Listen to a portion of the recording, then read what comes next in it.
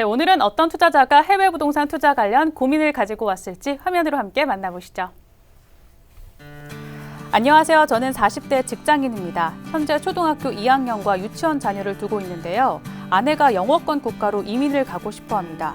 하지만 형편상 미국과 같은 선진국은 가기 힘들 것 같아요. 베트남과 말레이시아 두 곳을 투자 이민국으로 알아보고 있는데요. 어떤 곳으로 선택을 해야 좀 더 안정적이고 교육적인 부분에서도 만족할 수 있을지 궁금합니다. 네, 투자 고민 들어봤습니다. 이 40대 투자자께서 이 투자 이민을 계획하고 계신데요. 최근에 특히 동남아 국가로 투자 이민을 염두하시는 분들이 참 많다고 합니다. 이 투자자께서는 베트남과 말레이시아 두 곳을 고민하고 있다고 하는데요. 40대 투자자를 비롯해서 20대 투자자들도 이 투자 이민 계획하고 있다고 하거든요. 어떤가요?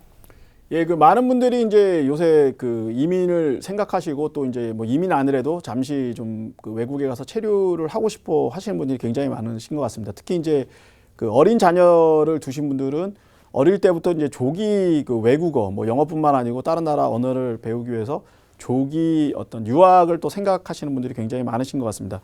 우선 이제 제가 좀 말씀을 드리면 동남아를 가실 때는 여러 가지를 살펴야 되지만 너무 영어에만 집착하실 필요는 없습니다. 왜냐하면 요새는 어차피 한국 분들이 해외에 나가면 학교는 공립학교를 다니는 경우는 거의 없고 외국인 학교를 다닙니다. 그래서 외국인 학교는 기본적으로 수업이 영어이기 때문에 그게 말레이시아든 베트남이든 상관이 없습니다. 그래서 말레이시아가 이제 영어가 공용어다라고 얘기하는데 말레이어가 공용어고 사실 영어가 공용어는 아닙니다.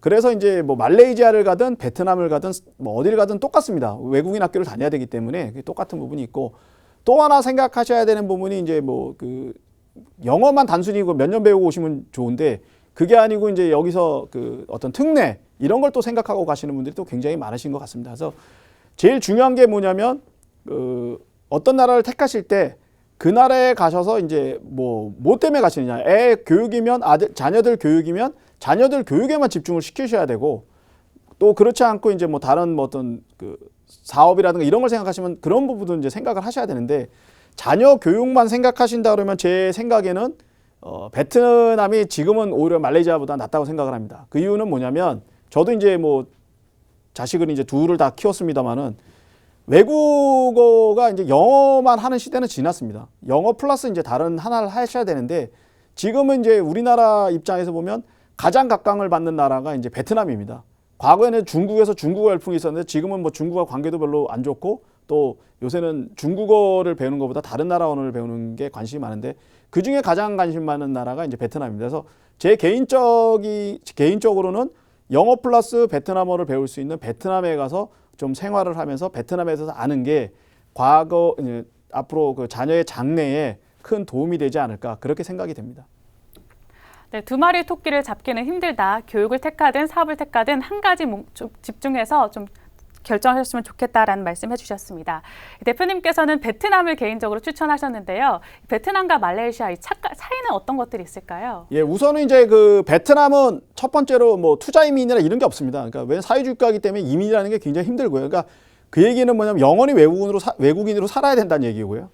말레이시아 같은 경우는 투자 이민도 있고 여러 가지 이민이 있어서 말레이시아 국적을 회복한다, 영주권을 받고 생활할 수 있는 그런 부분에 차이가 있습니다. 그래서 차이는 이제 어떤 그 나라의 어떤 영주권이나 시민권을 받을 수 있는 자격이 있느냐 없느냐 이런 차이가 있고, 어떤 투자 이민 제도가 있느냐 없느냐 이제 그런 차이인데, 지금은 사실 이제 그런 게 무의미한 게 과거에는 내가 어느 나라의 국적을 갖고 영주권이 굉장히 중요했지만 지금은 이제 그런 부분이 없는 게, 한국이라는 나라가 이제 굉장히 위상이 올라가 있는 그런 상태이기 때문에 베트남에 계셔도 비자를 받아서 장기적으로 체류하시는 분은 전혀 문제가 없습니다. 비자만 계속해서 리뉴하시게 되기 때문에 베트남이 이제 그런 부분이 많이 없어서 베트남도 이제 과거 같지 않고 이제 장기적으로 체류할 수 있는, 또 실질적으로 한 20만 명이 이제 베트남에 체류를 하고 계시니까 그런 부분을 생각을 하시면 될 것 같습니다. 그래서 제가 볼 때는 제도적인 차이만 있을 뿐이지 장기적으로 체류하신 데는 베트남이나 말레이시아나 큰 차이가 없다, 그렇게 말씀을 드리겠습니다. 네, 의뢰인의 경우에는 이민을 목적으로 한 부동산 투자를 생각하고 계시는데요. 말레이시아, 베트남 어떤 곳이 더 적합하다고 생각하시나요? 예, 이 부분은 이제 답이 그냥 간단히 나옵니다. 왜냐하면 투자 이민이 되는 나라는 말레이시아이기 때문에 이민을 목적으로 하셨을 때는 이제 말레이시아가 훨씬 좋다는 얘기고요. 어떤 이민의 목적이 아니고 장기 체류를 하면서 거주를 하고 뭐 시세 차익을 노린다는 면에서는 베트남이 낫고 이렇습니다. 그래서 그 부분은 이제 확실히 정하시고 가셔야 되는 게 내가 투자 이민으로 가실 거냐 아니면 그냥 장기 체류하면서 부동산에 투자할 것이냐 이 부분만 생각하시고 결정을 하시면 되기 때문에 오히려 답은 굉장히 쉽지 않을까 이렇게 생각이 됩니다. 네, 답은 굉장히 쉬운 것 같아요. 투자 이민을 생각하실 경우에는 말레이시아 또 장기 체류를 생각하신다면 베트남을 선택하시는 게 좋을 것 같은데요. 이렇게 동남아시아 국가에 부동산 투자를 할 때 주의해야 할 점들 어떤 것들이 있을까요? 예, 동남아는 상대적으로 좀 더 다른 지역에 비해서 부동산 투자가 굉장히 좀 쉽습니다, 사실은. 그리고 이제 어떤 뭐 제도적으로 까다롭고 이런 게 없기 때문에 투자하긴 좋은데 문제는 뭐냐면 제가 항상 얘기를 드립니다만은 어떤 그 여러 가지 살펴보시고 자기의 그 목적에 맞는 투자를 하시지 않으면 큰 낭패를 보실 수가 있는 게 그 2008년도도 마찬가지로 부동산 시장이 동남아 시장이 굉장히 핫했는데 전부 다 이제 그 어려웠던 게 뭐냐면 환율입니다. 환율.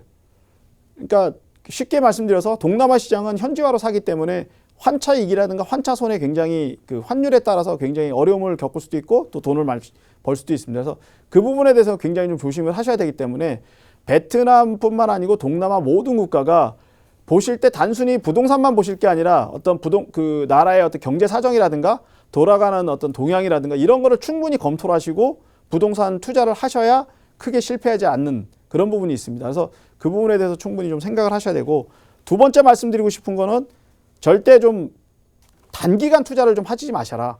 단기간 투자를 하시다 보면 이제 여러 가지 어려운 부분이 생깁니다. 그래서 장기적으로 생각을 하시고 물론 이제 뭐 투자를 하셨는데 갑자기 많이 오르실 때 파신다 그러는 건 문제가 없는데 장기적으로 생각을 안 하시면 만약에 집값이 굉장히 떨어지면 굉장히 좀 어렵게 생각해보면 심적으로도 어렵고 경제적으로 어려운 부분이 있습니다. 그래서 장기적 관점에서 투자를 하시되 내가 뭐 어떤 내가 목표했던 그런 수익이 나오면 바로 또 처분하시는 그런 어떤 플렉서블한 그런 투자를 좀 하시면 좋지 않을까 그렇게 생각이 됩니다.